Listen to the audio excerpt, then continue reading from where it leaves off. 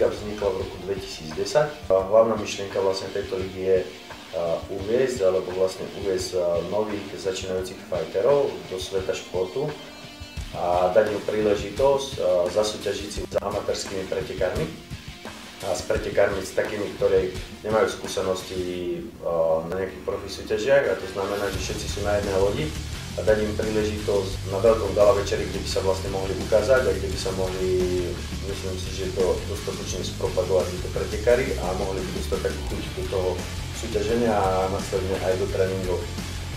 Myslím si, že hlavne slovenskí pretekári a slovenskí fighteri budú mať dostatočnú možnosť porovnať sa s európskymi amatérmi a týmto pádom si myslím, že táto liga vstupne na kvalite a myslím si, že tí ľudia, ktorí sa dostanú až do noci bojov, to znamená tí dvaja najlepší fighteri, ktorí sa prebojujú na základe počtu svojich bodov až k samotnej noci bojov.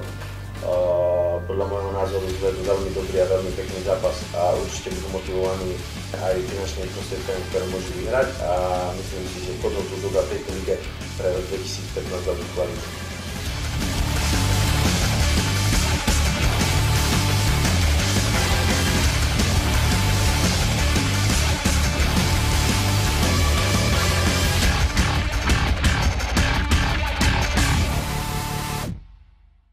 Čo sa týka arm wrestlingu, tak sme dokázali vychovať slovenského reprezentanta, ktorý začal pretekať na tejto lige.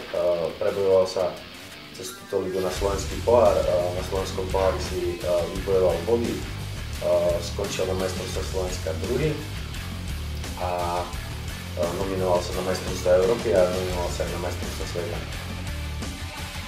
A myslím si, že aj táto liga, vlastne, ktorú organizujem, tak je svojím spôsobom výnimočná tým, že v slovenskej histórii neexistuje amatérska liga, ktorá by bola hodnotená finančne. To znamená, že žiaden amatér na Slovensku nemá možnosť vyhrať nejaké finančné prostriedky a mať ešte možnosť sa niekde nominovať. Pre divákov budú pripravené sprievodné programy, budú tam pripravení hostia, tí najlepší hostia z celého Slovenska, blízkych MMA, blízkych arm wrestlingu a blízkych k kulturistike.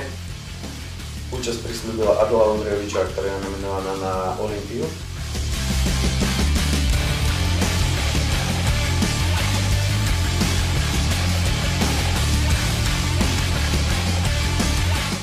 Mne táto liga dala strašne veľa pred 15 rokmi, kde som vďaka tejto lige odštartoval vlastne svoju kariéru a začal som súťažiť, aj keď dá sa povedať na súťaži, ktorá nemala nejaký extra veľký význam, ale mne ako športovcovi dala veľa a proste ma motivovala do toho, aby som trénoval a proste aby som sa stal lepším. A posunul ma to na majstrovstvá Európy, kde som sa nominoval na majstrovstvá sveta a tam som sa umiestnil v prvej trojke a to je vlastne, dá sa povedať, vrchol mojej kariéry. A keby som nezačal súťažiť na takejto lige, tak možno, že dneska nie som športovec.